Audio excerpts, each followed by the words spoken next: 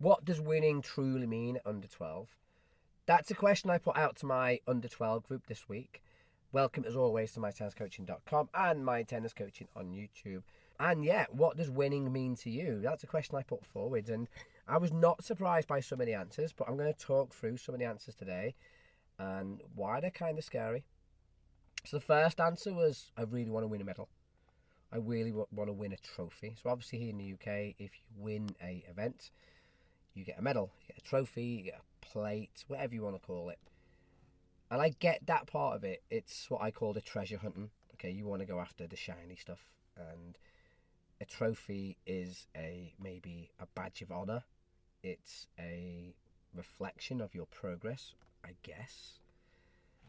But then I said to the players, well, you do realise that trophy's only worth a couple of pound.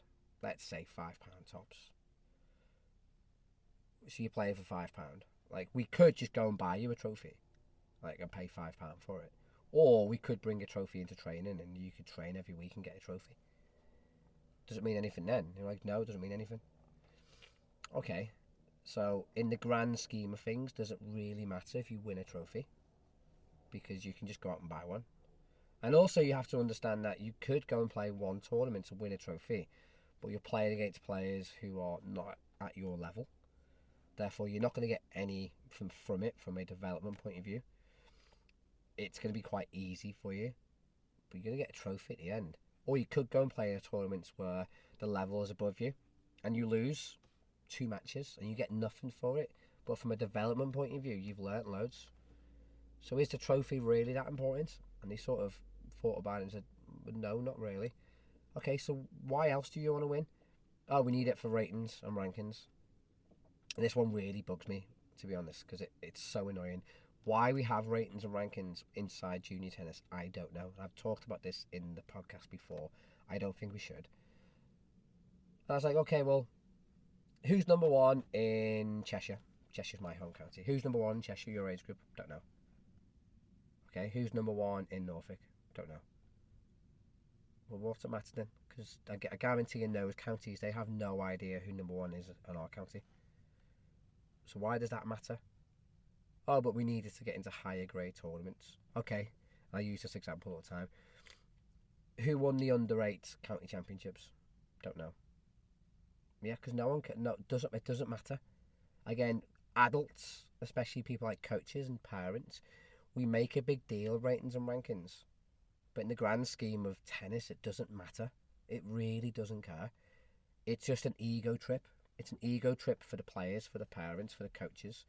And even this week, we've got nationals on at the moment, and the amount of coaches are putting videos and clips on their players playing in tournaments, it's embarrassing.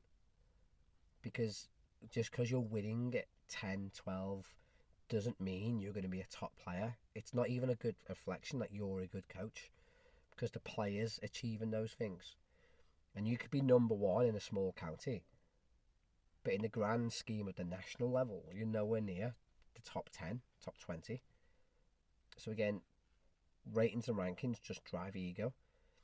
And there's been so many number one national players who've never been a professional tennis player. So in that scheme of things, does it really matter about ratings and rankings? And again, the players are thinking, he said, well, no. Okay, why else do you want to win?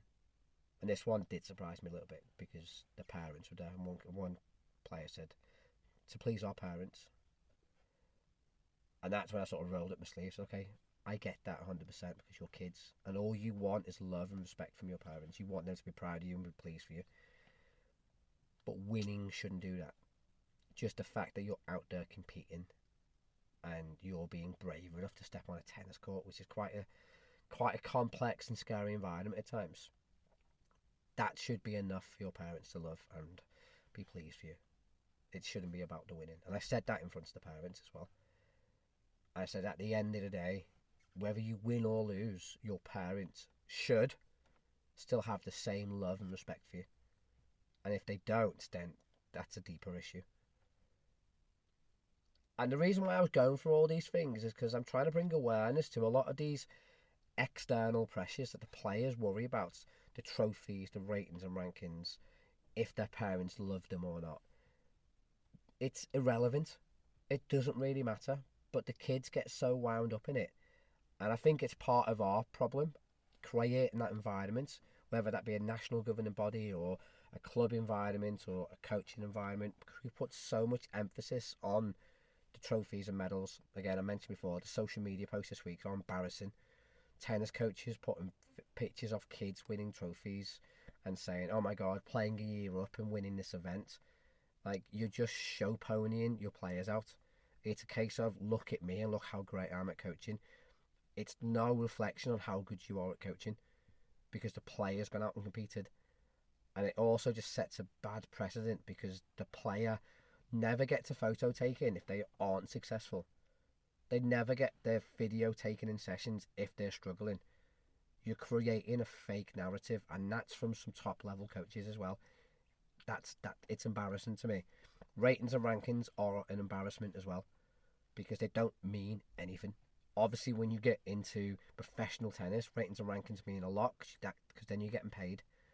When you're getting paid and you have to pay the bills and you have to pay expenses and stuff, then you start worrying about your ratings and rankings. But at under 12s, under 14s even, it doesn't really matter, because, again, we don't know how you're going to develop and what your journey is going to be like. And the last one, the parents' love and respect. Parents need to give that message across more. No matter what happens on the court, I will always love and respect you, whether you win or lose. And they have to back that up with their behaviours as well. Things like the social media stuff, talking about, well, you need to win this, or this is going to be a tough match because they're ranked such and such. Parents need to be aware of their impact, and there's a few podcasts and videos on the role of the parents within this channel. But am I saying winning means nothing? Absolutely not, because we are in an outcome-driven sport. However, especially within junior tennis, which is the context we're talking about now, winning is not everything. The fact that we need to have some wins for confidence, but we need to have lots of losses as well, because that's how we learn. We learn by losing, we learn by making errors, by making mistakes, and then going on court and adapting and trying to change those mistakes. I'm going to do a video this week on errorless learning. So this errorless learning is coming in quite a lot here in the UK, where you set up a situation where the player never misses and never fails. And it's just completely backwards way of thinking. And it's, again, a modern society of everyone's a winner, give everyone a medal. And that's a different topic for a different day. But what does winning really mean? For me, I don't talk about winning or losing no more. I don't talk about ratings and rankings. I talk about behaviours. If you can go on and perform, and you can conduct yourself, and you can exhibit some of the positive behaviours we've been working on, then that's what matters. And I've got 12 counties this weekend with a team, and all we're going to talk about is behaviours. Can we commit? Can we stay present? Can we stay calm? Can we be brave in the heat of the battle? And they're the things players should be going on court and trying to carry out. Because at the end of the day, and I mentioned to the team that I'm talking about here, we can't control the outcome. We can't control who wins and loses sometimes, because there's a opponent on the other side of the net and they're trying to do the same to us. Sometimes I can play my best tennis and still lose. I think that's a really important message that we've got to get across. So what does winning really mean, especially under 12 level? Let me know in the comments. Please check out my new course, From Drills to Skills, how I'm bridging the practice court to the match court, making transfer of learning more applicable. And as always, check out the video on the screen now. And until tomorrow, I'll speak to you soon.